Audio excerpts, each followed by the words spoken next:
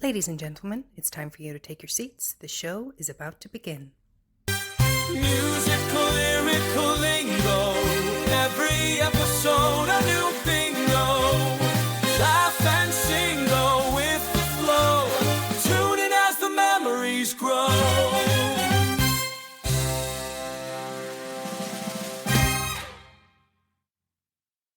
Hello and welcome to Musical Lyrical Lingo. We're your hosts, Tim And LJ. Today and every week we will be discussing musicals, but specifically what they taught us. I love that you just did that then because I felt that was quite a show busy entrance Yeah, there. wasn't it? I felt like I was almost ready to go and just sit down, you're rocking, sit down, you're rocking the boat. You're just in. It'll be President over Osmo. by the time this comes. Also, it won't, will it? no. It'll be about to happen. About to happen. Great. About to happen. About to happen. Well, how are we? We are great. We are Good. good. Yes, yourself. You're just busy.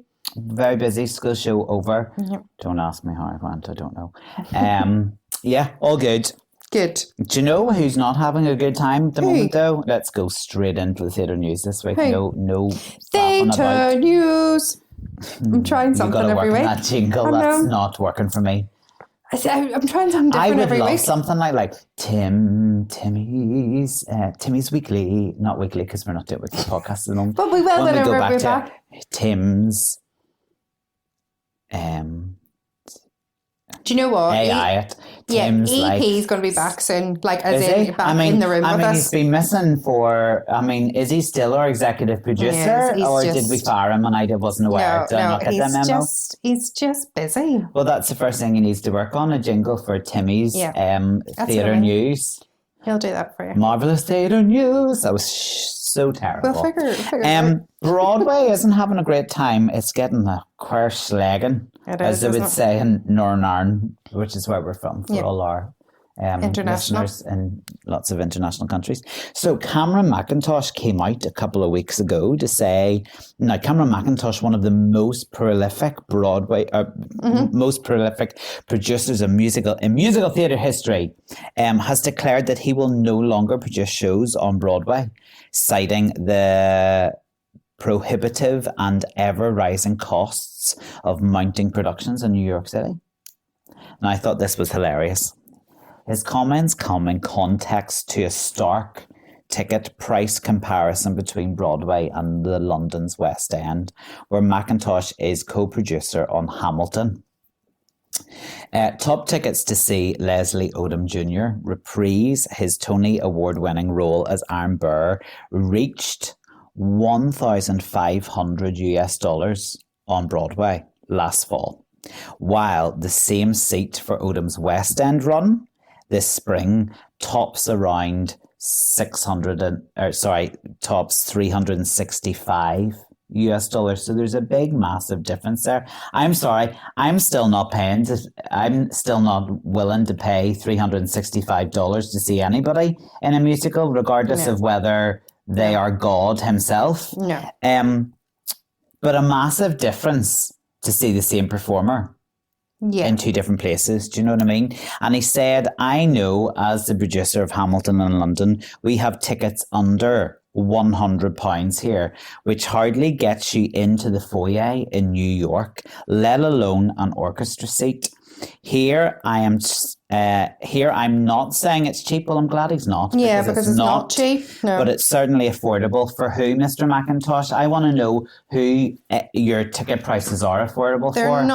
they're not affordable for people to go to, for theatre to be accessible for everybody, and No. that's our main problem. It's a major treat to Absolutely. go, and you've got to work hard in order to go. And we were just talking about it. Like, you have to really think carefully and choose now when deciding to go to the theatre what you want to go and see. Yeah. Because maybe a couple of years ago, if you were fortunate enough, you maybe would have been able to maybe do 2 or 3 outings.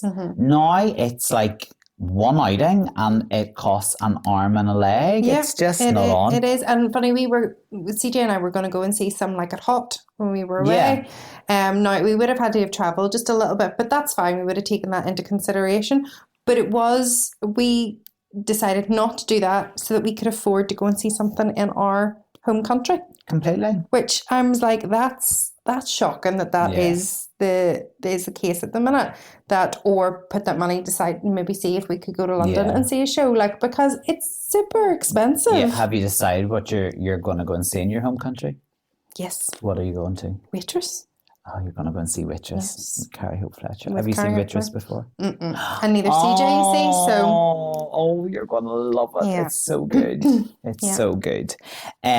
Remind me after this podcast, I need to speak to you about something important. Tickets. Just tickets. Okay. Do you know what? I'll write it down. Do write it down. Because I'm not letting everyone in on the secret. Okay. But anyway. Also, someone else who's slagging Broadway, Amber Riley. Why? Yeah, of Glee fame. So she stated she will not perform in Broadway shows for the foreseeable future, citing the demand and unsustainable nature of the industry over there. So while she is an accomplished theatre performer, having won an Olivier Award for her role in the London revival of Dreamgirls, she's still yet to make her Broadway debut and does not plan to do so under current industry standards. A few things that she brought up in the interview was the 8 shows a week schedule, and she described the traditional Broadway schedule as not sustainable or healthy and inhumane, noting that it pushes performers too far, particularly with vocal strain. She also cited the lack of support. She stated that she wouldn't participate until culture changes regarding the support and compensation provided to performers was addressed. Vocal health risks, obviously, from, what they're being expected to do. And boundary setting. She expressed that she is prioritizing her well-being over the pressure of taking on these roles despite being hassled to do so. Interesting, isn't it? Interesting. I just thought, and brave, I think. Yeah. If you're in that business, you want the work, but she's kind of put herself out there a wee bit, going, probably calling things out that she'd be called out by more performers. Yes. But, but I think that it's very, very harsh. And I think maybe this is where maybe the likes of alternates. So alternates are those that go on. Yeah. Alternatively to the main person that's been cast. But do you not think here, and certainly, in UK tours and the West End, that's so much of a bigger thing now than it ever was. You do see a lot more.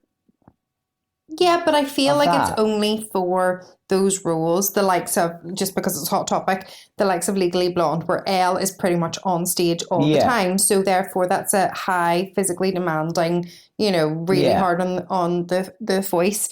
So an alternate makes sense. The same for Six, that they're just on stage that whole time. So it makes sense for there to be 100%. alternates there as well. But I don't think that is the norm for tours and for normal productions. I think there are the options of it. But that's what I mean. So that Legally Blonde is a tour. Yeah. So, and you're hearing of alternate L's. Yes. And I'm sure there's alternate, you've mentioned Waitress. I'm sure there's an alternate in Waitress. Yes. Yeah, because she wasn't going to be doing a lot of the performances as well.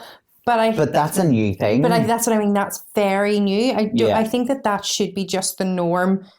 8 shows a week is not sustainable for anybody. But I don't think there's that culture across the water. We might be wrong, and if we have any American listeners that know more about it, let us know, and we'll certainly talk about it on the pod. You're probably right. I just thought in a matter of days there were 2 different articles that were all kind of shining a bit of a spotlight, a bit of a negative one on Broadway. However, on to happier Broadway news. Go.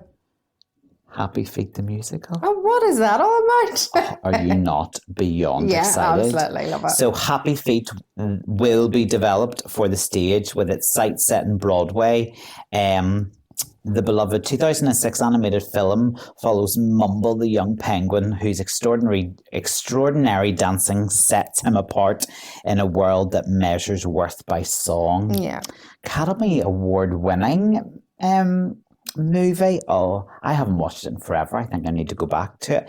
What's exciting about this is the Broadway creative team attached to the project, including Tony award-winning producer Dory Bernstein and 2-time award-winning director Michael Arden. Do you know much of Michael Arden's work? I know the name, but don't. He's so and I still would watch videos of him when he was Quasimodo in Hunchback, like insane. Yeah. But very exciting. It will be a jukebox musical, a bit like the film, featuring hit songs from the motion picture alongside familiar chart-topping favourites, as long as they don't ruin it with the new chart-topping favourites that they stick in, because the songs that they used in the film were so good.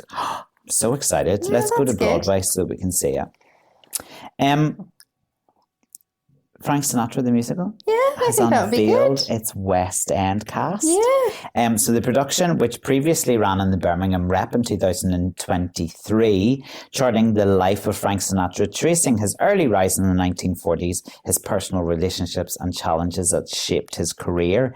Set on New Year's Eve, 1942, the musical follows Sinatra as he prepares to walk on stage of the Paramount Theatre in New York, a moment that propelled him into national fame. The score includes more than 20 of Frank Sinatra's songs, and it will run at the Aldwych Theatre. Nice theatre for it to go into as well, I thought. This summer, with performances set to begin on the 3rd of June, ahead of the press night on the 24th of June. As already revealed, Joel Harper-Jackson will play Frank Sinatra, joined by Anna Villafan as Ava Gardner, Phoebe Panaretos as Frank's first wife. Jenna Russell will play Dolly, Frank Sinatra's mother. And who is playing Frank Sinatra's father, Marty Sinatra? But none other than Belfast's own Marty Maguire. Making his West End debut. That's very exciting. Did you not know that? No. See, you've been away when it all was put out on. That's very exciting. Isn't that amazing? Yeah. So congratulations to Marty Maguire. Let's see if we can get him on the pod. Let's see. Absolutely. So exciting. I'm delighted for him. That's great fun. Yeah.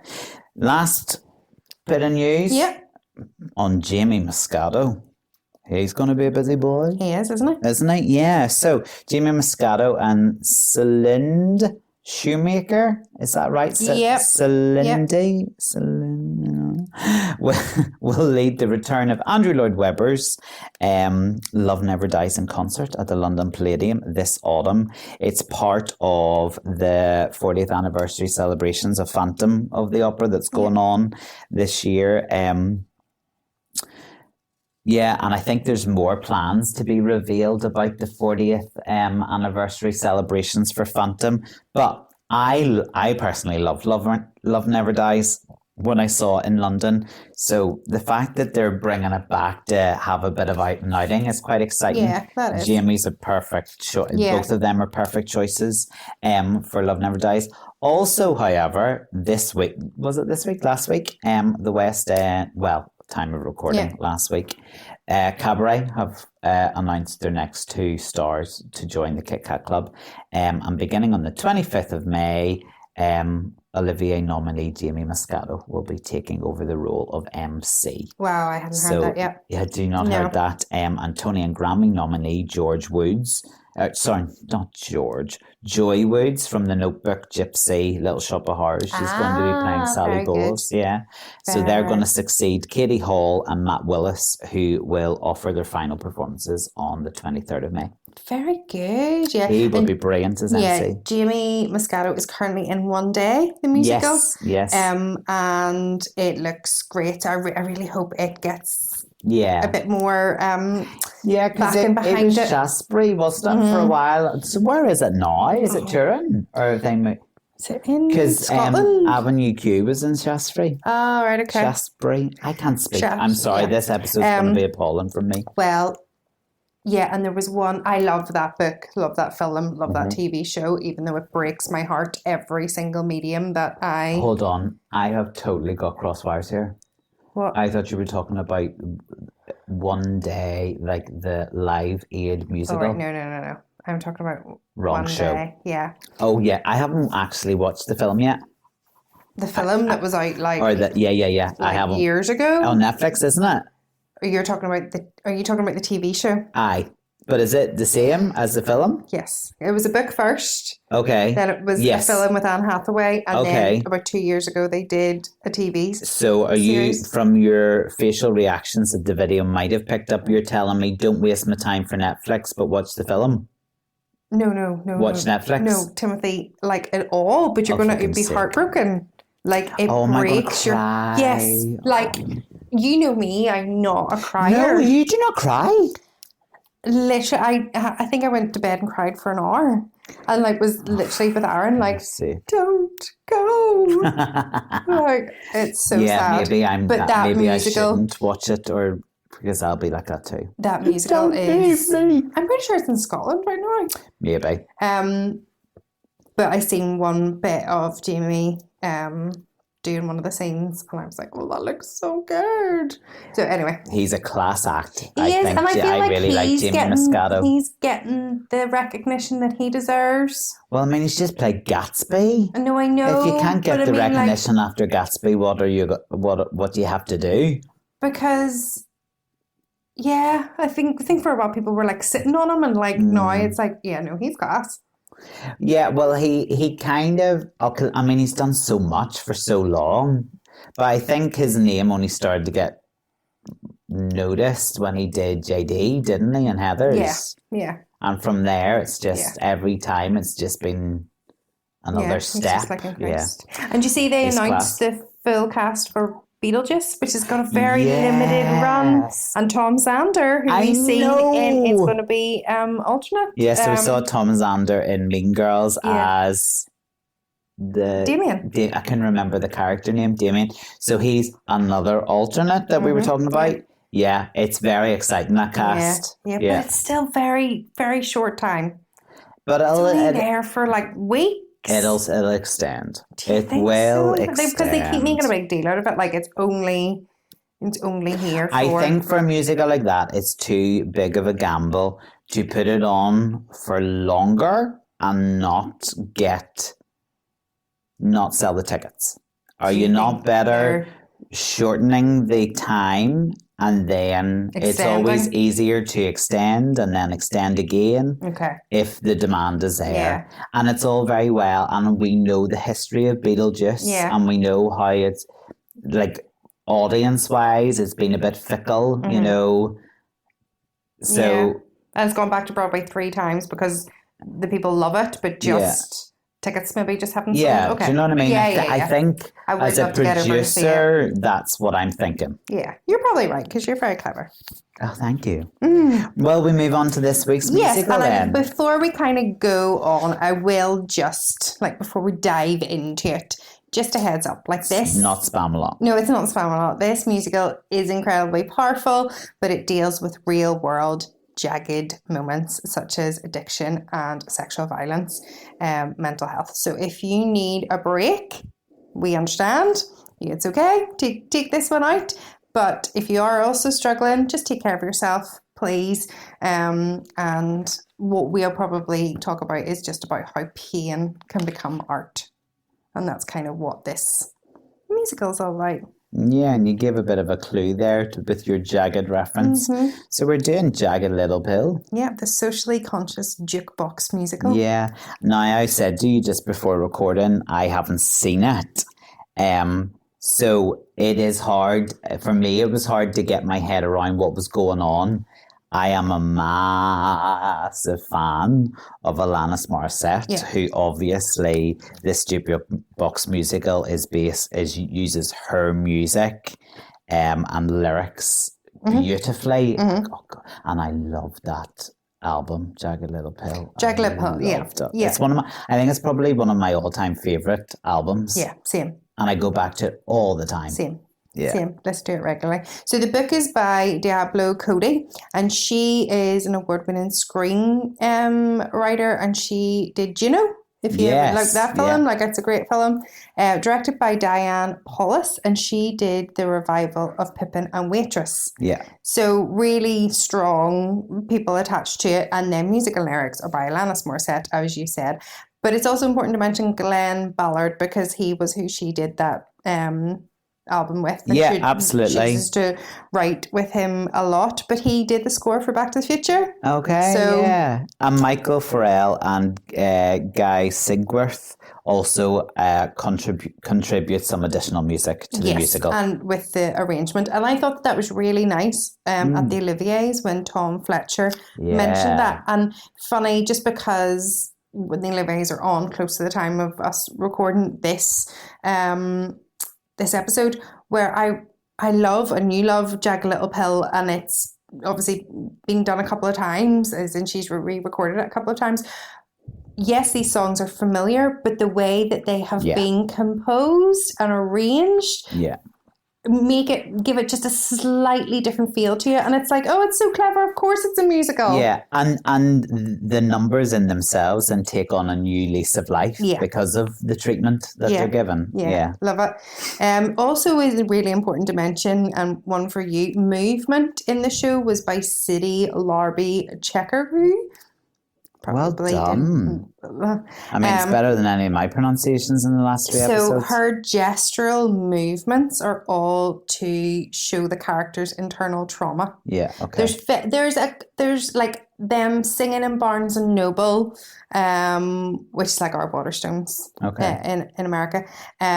There's a couple of videos of like the Australian tour. There's a couple of things on YouTube which you can see, and a couple of the original cast recordings. Unfortunately, this musical premiered in Broadway in 2019.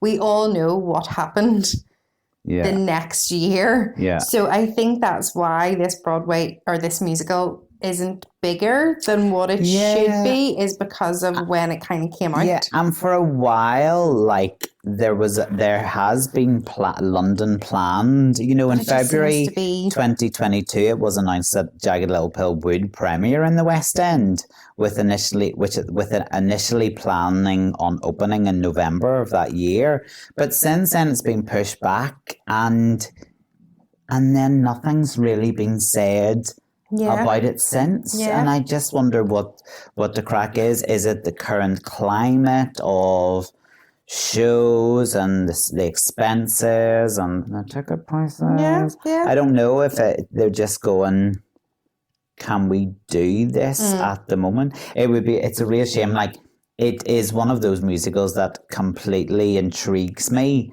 but I'm a bit blind to it because I do think you need to see it to totally get its full impact. Does that make sense?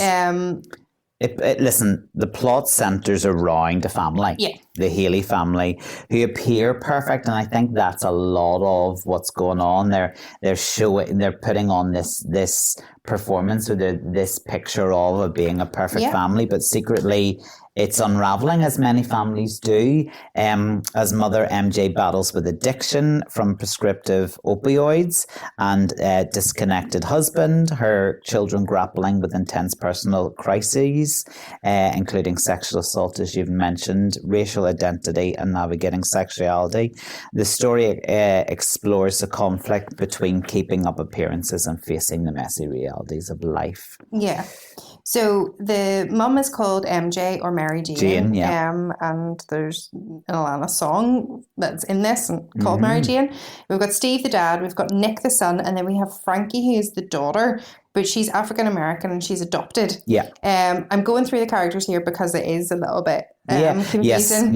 So we've got Joe then, who is... So on Frankie, she's struggling with her racial identity and her sexuality, which leads to kind of a love triangle in the musical.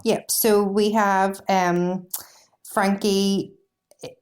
It doesn't actually directly come out to say that her Joe and Frankie are a couple. Yeah. But you can tell that there's a closeness there. There's a bond. There's definitely a bond. And Joe is Frankie's friend, and they are struggling with their identity and their sexuality, and their parents, are making them go to church events and things like that. Yeah. Phoenix then is a new student who arrives at the school. Mm-hmm. And originally, whenever I read the characters' names, I thought Phoenix was a girl, but Phoenix is a boy. Yeah. And then we have Bella, who is a girl. So there's a couple of people entwined. Frankie ends up sleeping with Phoenix, and then Joe is really hurt by this because they felt that Frankie and them were in a relationship. Yeah. You've got the son Nick. And Nick's guilt is a big part of Nick's character or plot arc. He's a high achieving student, but he's facing intense pressure and is forced to confront his complicity in a traumatic rape incident. Yeah. And MJ is addicted to painkillers because of a car accident. Yeah.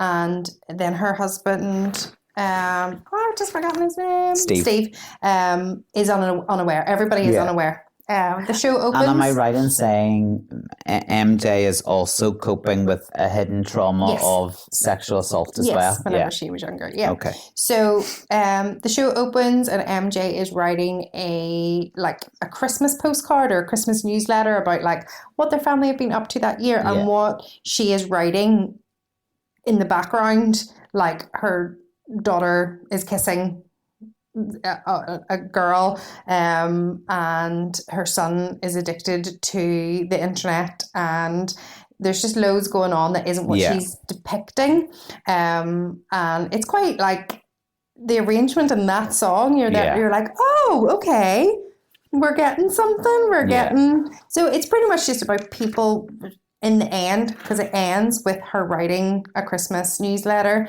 and Frankie then tells her, you need to admit everything that's happened this last year as a bit of freeness to not keep up this perfect appearance. Yeah, the themes of healing are quite important. It navigates heavy topics. Yeah. So this musical, even though it was 2019, it 15 Tony nominations. Yeah. Oh, yeah. Which is massive. It won 2 and also won a Grammy. People do love it because of the nostalgic 90s feel and the fact that it is raw. Yeah. It is, if you like Next to Normal, it's kind of Next to Normal, but maybe not as heavy. Yes. There's similar sort of, it is heavy, but for me, Next to Normal is very in her head. So, and most of the songs that are in the musical are from that Jagged Little Pill album. Yeah, not all of them, which I thought was interesting. They did put in a few others from some of her other albums. Thank You, That I Would Be Good and So Pure are from her 1998 album, Supposed Former Infatuation Junkie. Yeah. So Unsexy and Hands Clean are from her 2002 Under the Rug Swept. Unprodigal Daughter and Feast on Scraps and No are from Havoc Bright Lights, and Uninvited is from the City of Angels film. Yeah. And then she wrote 2 new ones, which is Smiling and Predator. Yeah. So the 2 that she wrote. But I do like that it's not just all from that 90s period. Yeah. There are some more up-to-date ones as well. She's so good. She's so good. That Jagged Little Pill album was her 3rd album. It had got 9 Grammy nominations. It won 5. She became the youngest woman to win Album of the Year at 19. Yeah. And you know what? She's still got it in spades. I want her to do more music. There's still so much in her, I think. I was gutted we didn't get to go and see her. No, but remember she was in Belfast and we were trying to get to go and we couldn't go. I know. That album is certified 10 times platinum, 33 million copies worldwide. It was re-released twice. The first time, it was once for the 20th anniversary, but it was the acoustic re-recording that kind of inspired the musical. Okay. Which comes back to that rearrangement of songs. Yeah. And then the song, which everybody hopefully knows, Jagged Little Pill, Dave Navarre and Flea from Red Hot Chili Peppers, they play on that song in the album, which I didn't actually know, so I kind of learned that. She said herself when writing the album, which is, I suppose, is where we get the story for the musical. Yeah. She was in a bad mental condition after being robbed at gunpoint. She was having daily panic attacks, and she was trying to overcome this angst feeling by expressing her emotions in lyrics. So doing work that is a completely truthful side of yourself. That's what she says this Jagged Little Pill is about. Yeah. I say things in my songs that I wouldn't say in normal conversations or even the most serious talk. And then to me, I've written, it's funny how musical is all about secrets and trying to discover yourself, and you know that hidden stuff always bubbles up to the top. Yeah. Yeah. So I mean, it first started as a workshop back in 2014. Yeah. And then in 2015, Morissette revealed that the show was still in early stages and had yet to be written. By May 2017, it was announced that the musical would receive its world premiere in 2018, 23 years after the album came out. A reading took place in 2017 where Idina Menzel played Mary Jane. I'd love to have seen her do that. That would have been a good part for her, I think. And the first public performance of the songs from the show took place in March 2018 in the American Repertory Theatre Gala in Cambridge, Massachusetts. And then the world premiere production of Jagged Little Pill opened on the 5th of May 2018 and played through to July. The musical was sold out through the 79 performance run and became the highest grossing and longest running musical in the American Repertory Theatre. Then, as you say, Broadway 2019 began previews in Broadway in the Broadhurst Theatre in November 2019, but closed due to COVID-19 pandemic. No, all right. Yeah. It then reopened in October 2021. Closed in December 2021. And it was then announced that the production would close permanently, the producers citing the need to prioritise. I thought this was lovely. The producers cited the need to prioritise the health and safety of the cast, crew and entire team. So final show after 36 previews and 171 performances. And that, as you said, was kind of the full stop on it for now, which is really annoying. What did we learn? What's our musical lyrical lingo? Musical lyrical lingo. See, I love how they've done You Learn. Yeah. And it's weird because obviously for you and me, this is an album that we listen to a lot and we know it like inside out. But Alanis has a very distinctive voice, and whenever it was being workshopped and whenever she was talking to the performers, she was like, please at no point do an impersonation of me. I need you to feel like it's the angst of the characters coming out. So there's certain times when you're listening, because it's a brilliant cast album, like it is. It's brilliant. There's sometimes you can hear that Alanis twang, but it's not there all the time. So for me, who is hard of hearing, I don't always get lyrics of songs. So sometimes I just sing like whatever I think it is. So in You Learn, where really the lesson in that is pain is a teacher. Where she said, you live, you learn, you love, you learn, you cry, you learn. So I don't think I ever got you live, you learn. I think I always just... Your name, your burn. Such a big fan. No, I mean, like, I've got it eventually. I don't just mean like this week, but just no such thing as a wasted bad experience. It all leads to growth. Yeah. It also is probably one of the cleverest examples of just how important the book is and how well these songs were matched to the story in the musical that it was telling.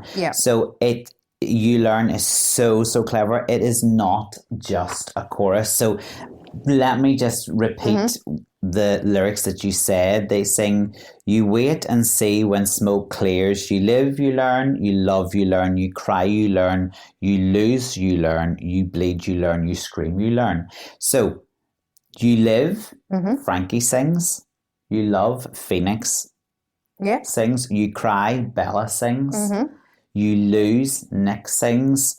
You bleed, Frankie sings. And you scream, Joe sings. Each one is something that happens in their story. Frankie learns to live with the family she's in. Yep.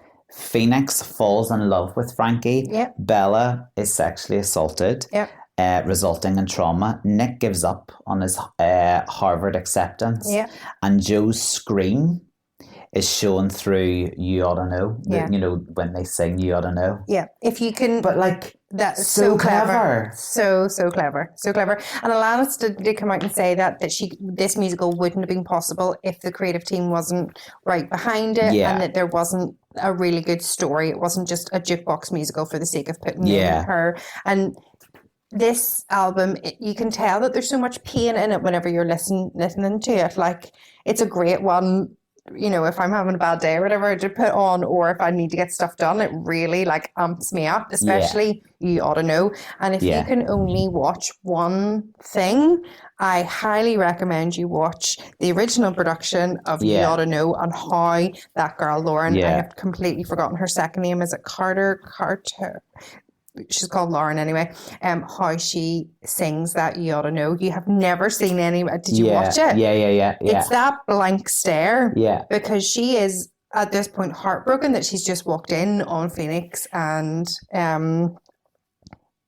Frankie. Yeah.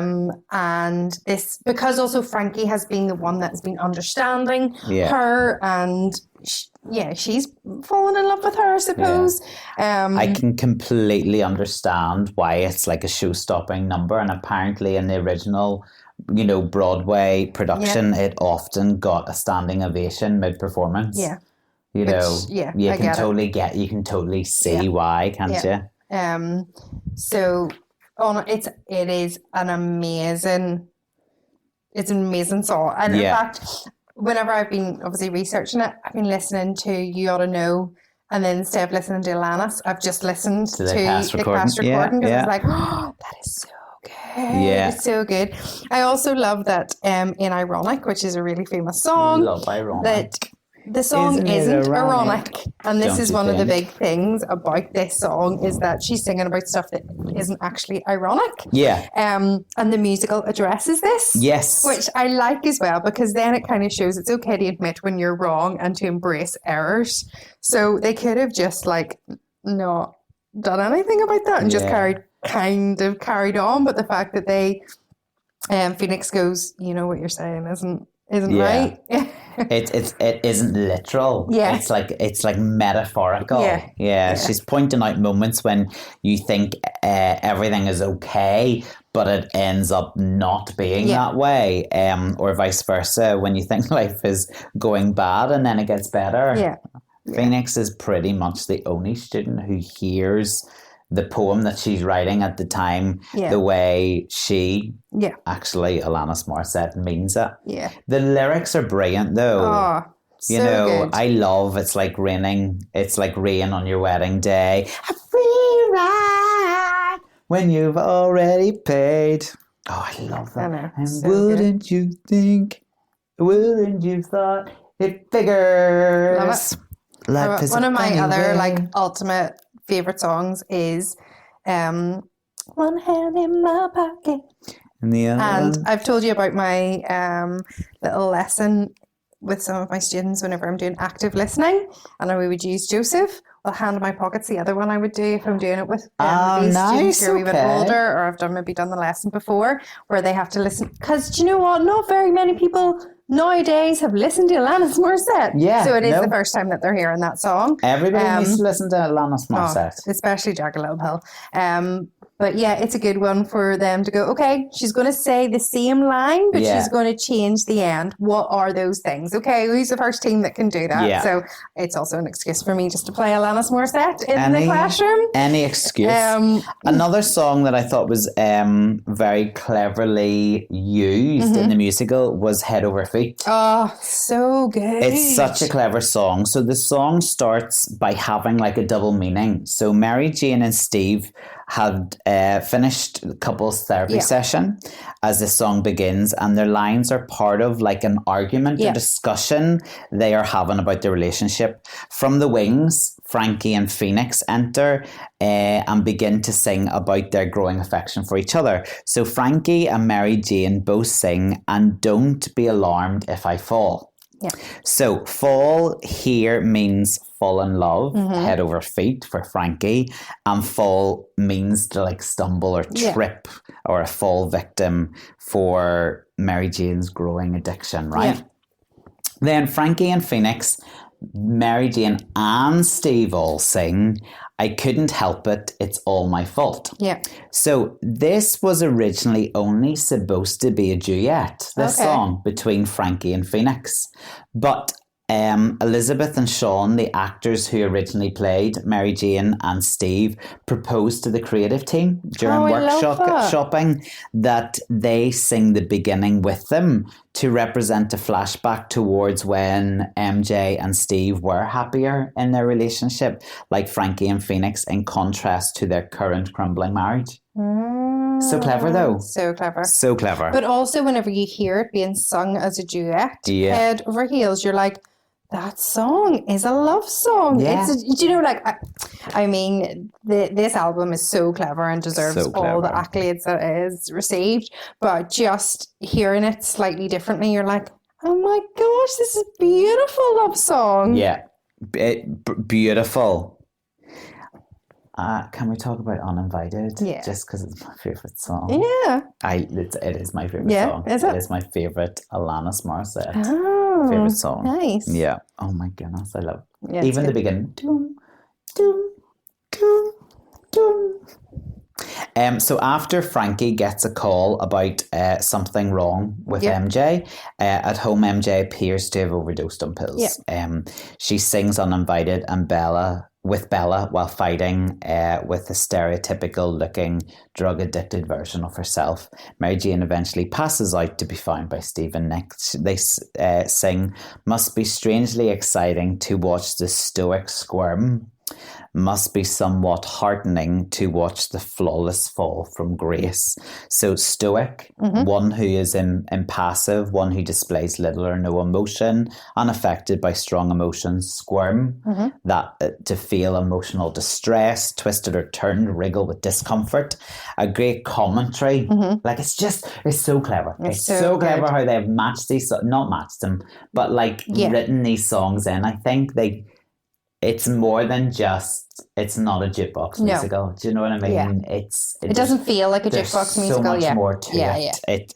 The way it's been treated is so much more sophisticated maybe than many other jukebox musicals maybe that there are. Like it's just this song and the use of Uninvited is just a great commentary on who MJ is as a person.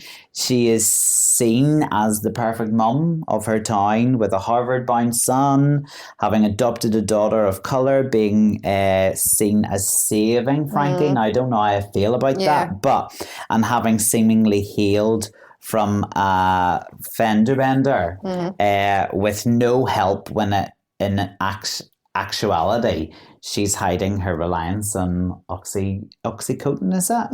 Yeah. With her fall from grace, as the song says, as she takes all the pills that she has left, obviously inevitably overdosing. From Bella's perspective, they're both victims of assault, which I suppose in a way sometimes victims feel, shame and the ungraciousness and the guilt of it all. They both feel their own pain and feel the line connects to them personally. Yeah. Oh, so good. Yeah. Oh, I would love to see it. Now, I don't think it's an easy watch. Like, I don't think you'd be going for an enjoyable night at the theatre isn't what I mean. Like, even like hard-hitting theatre, it can be enjoyable, but you know what I mean? It's don't go for an easy ride. But also at the end, it's not like all rainbows, it's not like, but there's definitely like happy things are beginning to happen. So I think that it's not so much depressing at the end, like it would give you hope. You go to leave the theatre with hope. But also, it kind of just talks about all those big major events that maybe some people have had to deal with in life, and shows that more people deal with them. And maybe I do, opens those conversations. I'm very fortunate to have not experienced any of what the show deals with, but I can only but imagine that actually probably a very powerful musical in helping some, some victims of the things or people who have lived the lives of some of these characters. Yeah. Because it does have that idea of healing and hope and it does. Well, I mean, like Frankie and Phoenix at the end just realize that they still love each other, but they're not going out. They're just really good friends. Joe ends up getting a partner. MJ and Steve work on their relationship, and Nick doesn't put so much pressure on himself. Also his version of perfect is beautiful. That boy's voice is so good. But and I suppose as a parent, listening to that song as a child who puts too much pressure on themselves, I was like, yes, maybe that line of saying you can be anything because you're perfect or you're great or you're wonderful, maybe that is too much pressure. And funny, like in recent weeks, we've had more of this is the first time that we've parented. This is the first time that you're that age. Mm-hmm. This is the first time that we're one of the first generations that are parenting children through social media. So we're trying to do our best. Yeah. And I have two amazing children who we can have open and honest conversations with.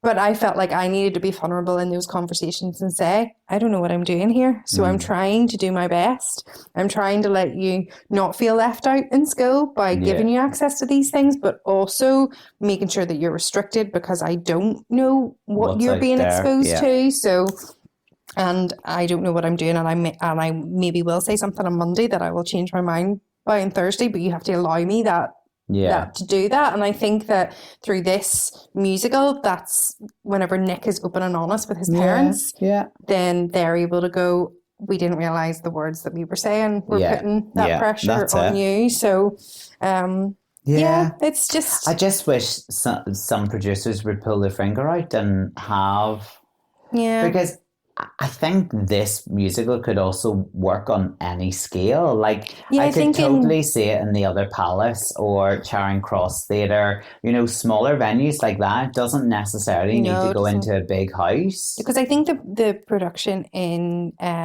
Australia was like that. Yeah. So, and in fact, I think the way the choreography, the movement has been done, you even don't need large sets or anything either. Yeah. It's all through the characters and the voices, and you could even just have like actor musos doing it as well. Like it might add like a different level to it. Did you see that there's I hate to like bring the level of quality to the podcast down and the level of musical theatre we're talking about, but did you see that Chitty Chitty Bang Bang's announced a revival in its actor muso? How are you going to fly in a car and play the banjo at the same time? Ridiculous. I mean, my thoughts on that musical have just got gone down. Yeah. Anyway, my last Musical Lyrical Lingo. Oh, I didn't realise it. No. I just my last one is It just kind of brings it all together. Yeah, love that, especially in the song "All I Really Want." Yeah. Hold on. Do you want to do your stand ovations and make what you're about to say the very last thing you say for the podcast? Yeah. That might be nice. Yeah, okay. Well, my stand ovations are You Ought to Know and Perfect. Mine are Alanis Morissette. Wow. Okay. Uninvited, not You Ought to Know, are my favourite from the cast recording. Yeah.